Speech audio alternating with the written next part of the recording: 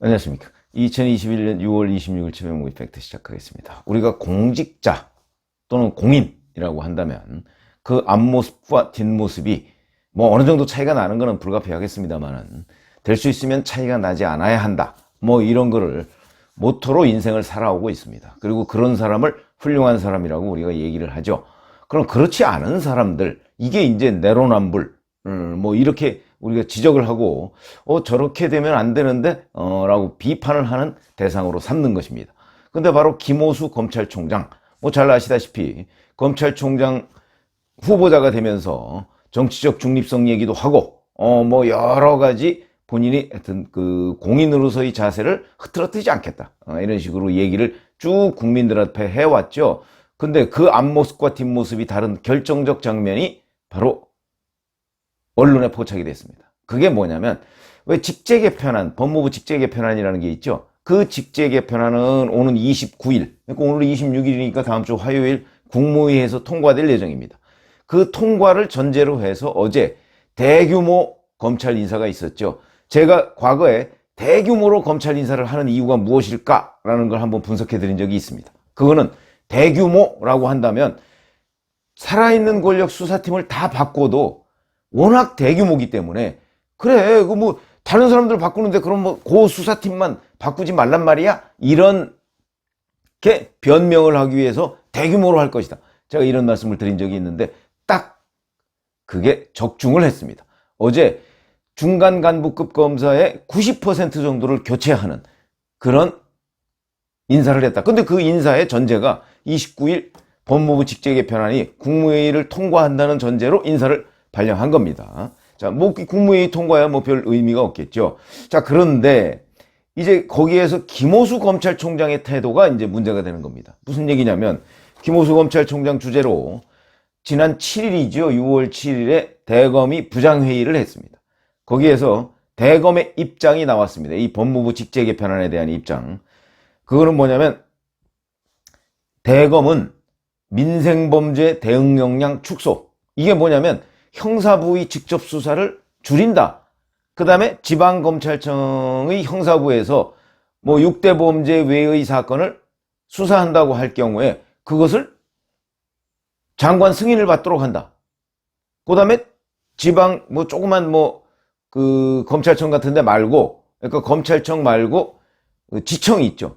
지청은 장관 승인을 받고 검찰청은 총장 승인을 받도록 한다. 뭐 이런 내용들이 주 아닙니까?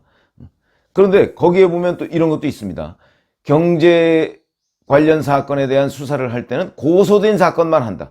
제가 그것도 한번 말씀을 드린 적이 있는데, 이게 뭘 의미하느냐? 결국 권력형 수사는 못하게 하겠다, 이런 거 아닙니까? 그리고 각 검찰청에 형사부, 말부, 그러니까 뭐 형사 3부까지 있으면 형사 3부, 형사 5부까지 있으면 형사 5부, 말부에서만 그 일반 범죄, 6대 범죄를 수사할 수 있도록 한다. 뭐 이런 얘기입니다. 그건 무슨 얘기냐? 말부에 친정권 검사 하나씩만 박아놓으면 그러면 살아있는 권력 수사 이제 끝났다, 이런 것이죠. 지금 문재인 정부 뭐 11개월, 10개월 얼마 정도 남았습니다. 그동안에 정권을 지키자, 뭐 이런 의미로 제가 해석을 해드린 적이 있는데, 실제 그 개편안입니다, 이게. 근데 그 개편안에 대해서 민생범죄 대응 역량이 축소된다. 그 다음에 형사소송법 등 상위법과의 충돌 가능성이 있다. 이걸 언급을 했거든요. 그러면서 일선검찰청 형사부의 직접 수사를 제한하는 것은 위법 소지가 있어서 받아들이기 어렵다, 이런 입장을 냈습니다. 근데 이게 이런 겁니다.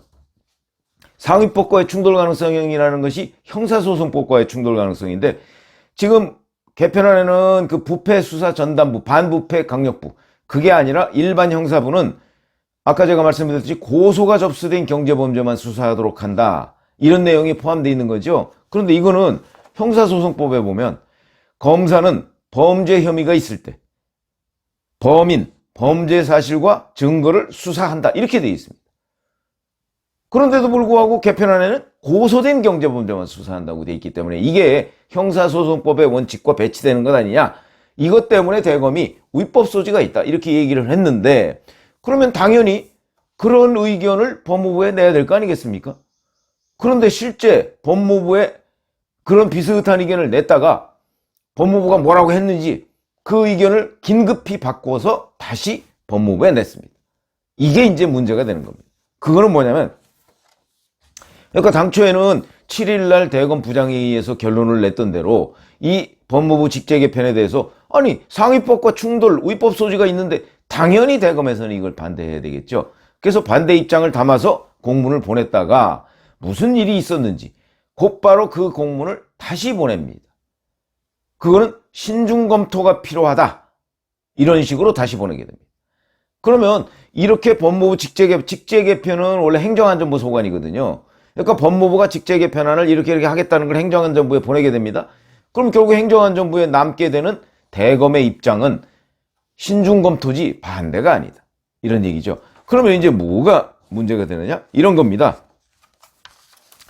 결국 박범계 법무부 장관과 김호수 검찰총장이 여러 차례 인사 문제, 이 법무부 직제 개편은 이게 맞물려 있으니까 만났다는 얘기인데, 그 만나서 설득을 당했건 어찌됐든 간에 여튼 국민 앞에 내세웠던 대검 부장회의의 결론과 완전히 다른 것을 법무부에 냈다. 이런 얘기가 되는 것이죠. 국민을 속였다는 얘기가 되는 거 아니겠습니까? 그럼 그거를 설명을 했어야 되는 것이죠. 대검은 부장회의에서 이러이러한 결론을 내렸지만 법무부와 협의 끝에 이렇게 하기로 했다. 설명을 해야 되는 거 아닙니까? 설명 없이 슬쩍 반대를 신중검토로 바꿔서 법무부에 공문을 보냈다. 그래서 정부 기록에는 법무부 직제 개편안에 대해서 대검은 신중검토라는 그 의견을 낸 것으로 기록이 되어 있습니다. 이게 국민들 앞에 눈속임을 한 것이다. 이런 지적을 피할 수가 없는 거죠. 그럼 이런 일이 왜 벌어지느냐? 결국은 김호수 검찰총장이 정권의 눈치를 보는 것이다. 이런 것이고요. 그럼 정권의 눈치를 본 사례, 그걸 이 대규모 검찰 인사에서도 충분히 얘기할 수 있습니다. 무슨 얘기냐? 바로 박범계 법무부 장관은 검찰총장과 충분히 협의해서 또는 의견을 들어서 검찰청법에 있는 대로 검찰 인사를 했다, 이렇게 주장하고 있습니다. 자, 그러면 우리가 과연 김호수 검찰총장의 의견은 이 대규모 검찰 인사에 얼마나 반영이 됐는가? 그건 알 수가 없죠. 그러나 우리가 이 검찰 인사를 오늘 아침에 신문 방송을 보면 살아있는 권력수사팀장 모두 교체했다. 심지어는 경향신문까지도 제목을 다 그렇게 달았습니다. 살아있는 권력수사팀장 모두 교체. 교체 또는 좌천입니다. 그리고 윤석열 라인 얼마 남지도 않았죠. 그 윤석열 라인을 전부 다 비수사부서로 바꿨습니다. 그러면서 그걸 적재적소로 인사 배치를 했다. 이렇게 국회에서 주장하니까 국민의힘 판사 출신이죠. 전주의 의원이 푸식푸식 웃었습니다. 왜 그랬을까요? 그러면 김호수 검찰총장이라는 사람은 과연, 자, 첫 번째, 살아있는 권력 수사팀을 모두 교체하거나 모두 좌천시킨데 이런 인사에 과연 동의했는가? 두 번째, 친정권 검사의 대거 영전에 과연 동의했는가? 예를 들어 임은정 감찰정책연구관을 대검에 법무부의 감찰 담당관으로 시켰고요.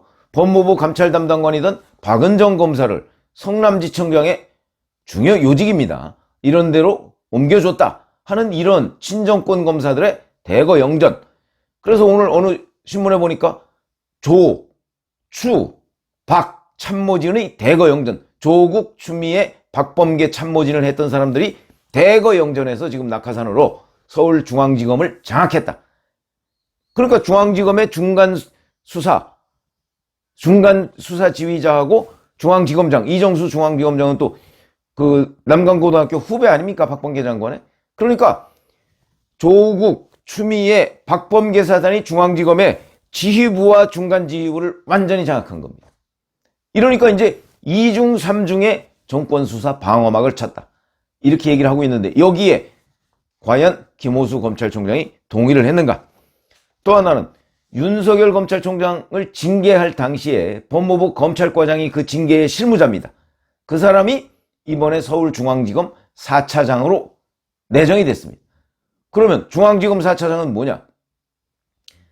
지금까지 윤석열 장모 사건 수사를 지휘하던 사람입니다. 그러면 결국 윤석열 징계에 앞장선 사람을 윤석열 장모 수사 라인의 지휘자로 임명했다. 이런 얘기가 되는 것이죠. 여기에도 김호수 검찰총장이 동의했는가? 그 다음에 피고인인 이성윤 서울중앙지검장을 서울고검장에다가 이동시키는 것도 문제인데, 또 다른 피고인 정진웅 광주지검 차장검사를 울산지검 차장검사로 이동하고, 그 다음에 김학의 전 법무부 차관 불법 출국 금지 의혹의 핵심 당사자인 당시 대검 과거사 진상조사단 이규원 검사, 지금 공정위에 파견돼 있죠. 공정위 파견을 유지하면서 부부장으로 승진을 시켰습니다.